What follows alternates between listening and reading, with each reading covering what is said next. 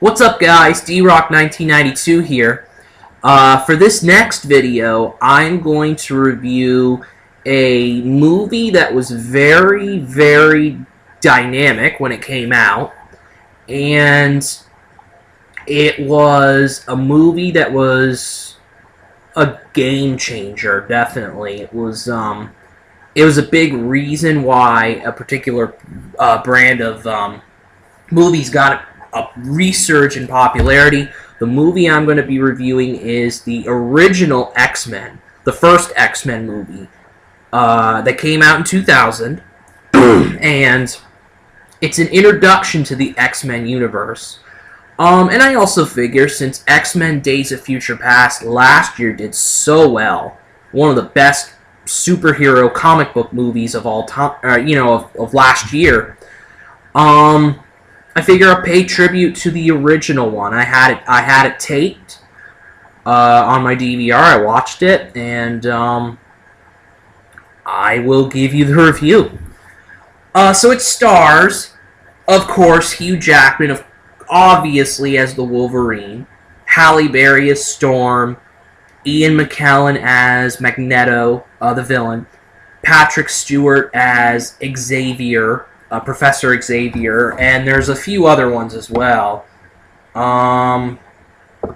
Jean Grey is played by Famke Janssen. Famke Janssen. James Marsden plays Cyclops. And they're the main characters, essentially, in the film. Anna Paquin actually is Rogue. That's another major character. Rebecca Romijn as Mystique. I can't pronounce her name, but she plays Mystique, and so here you go. The movie's mainly about Wolverine. Let's just put it this way. It's X-Men with Wolverine as the main character in the movie. So it highlights Wolverine, who gets attacked by Magneto's, the villain Magneto's men. The guy who played Sabretooth, the actor's Tyler Mane. So Sabretooth attacks Wolverine and Rogue. They both meet each other. Rogue and Wolverine meet each other at the beginning here. And they both get attacked by Magneto's henchmen. Professor Xavier, Storm and Cyclops come in and save the day. They bring Wolverine and Rogue into the academy that Professor Xavier has for gifted individuals. But that's really a cover for mutants with extraordinary powers. In the world of the X-Men, the mutants are looked at in a different way, are looked at in a negative light. And there's this Senator Kelly, played by Bruce Davison, who does not like, at the beginning of this film, he does not like the mutants, really. He wants to enact a law that says that the mutants have to identify themselves and what their powers are, essentially. And the mutants don't like this. They don't want this, they think it's unfair. Excuse me.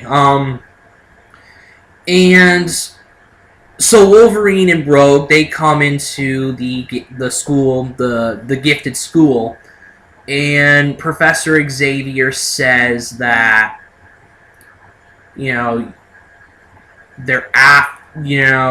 wants Wolverine and Rogue, he wants Wolverine especially to join his team, because Wolverine has these superpowers, the unique power of the claws coming out of his body.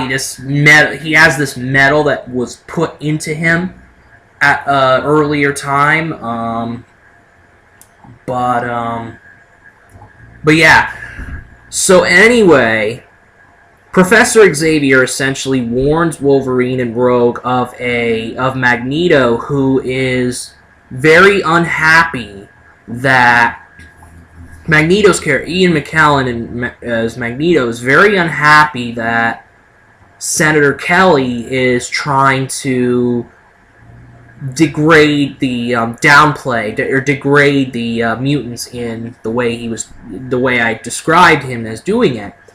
So the plan is to turn them into mutants, turn everybody, the world leaders, into mutants, so that there is a big mutant population in the world, a mutant population of power, and Professor Xavier has to stop Magneto and his men from making that mistake, from doing this. So that, in a nutshell, is the plot of the movie. And I liked it.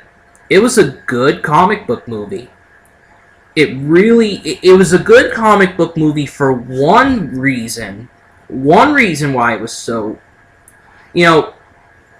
when it came out, it was a big success. It had an 82% rating on Rotten Tomatoes, which is a very good review. It's good. What X-Men did for the comic book franchise, the comic book movies in particular, was very impactful, because think about it. 1997, a few years back, Batman and Robin came out, and that was such a huge failure. I didn't think it was all that bad when I watched it. I thought it was pretty good, but a lot of people, the general comic book fans, they hated the movie, and that buried the comic book franchise. It really hurt it. Period. X-Men came along, and it put a resurgence in the comic book genre, the comic book movie genre. It really established an interest again, and it paved the way. If X-Men hadn't have happened, you probably wouldn't have gotten an Iron Man. You probably wouldn't have gotten Incredible Hulk. You probably would not have all these movies being released if it wasn't for X-Men. So it was a very important movie. And it's also very good, too. It's also good. The one big complaint I do have about it is that this was a movie that highlighted Wolverine. He was the main point of the movie. He was the main focus. I would have liked it if Cyclops and Storm and Jean Grey would have had at least a little bit of story to them. And even Rogue, too.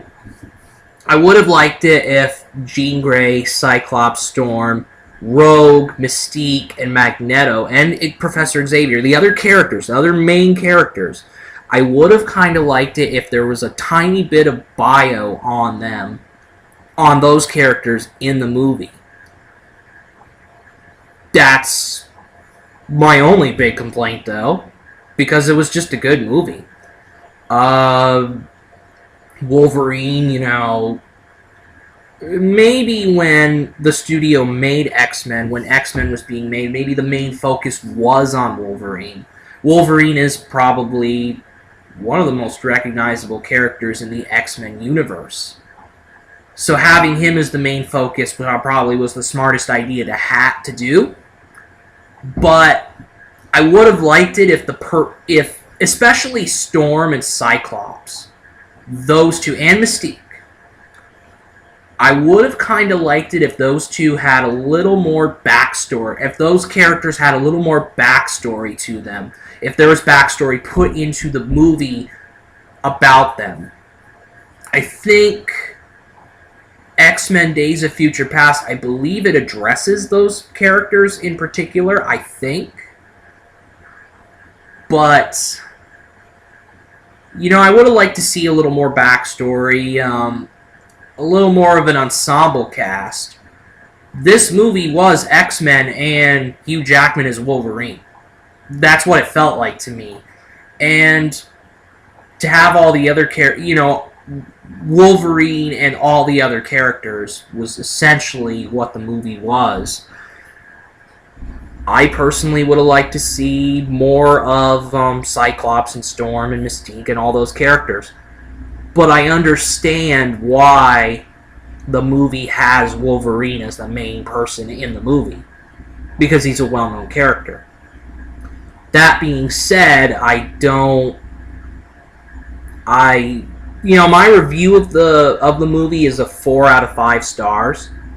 I like the movie. Do I think it's the best comic book movie ever? No. There are other comic book movies that are better. Like The Dark Knight is one of them in particular. And Batman, the original Batman in 1989. That was a memorable one, but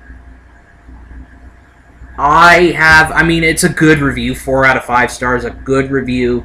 It's a good comic book movie. It's a good introduction to the X-Men universe. Like I said, I would have liked to have more description about some of the other characters in the film.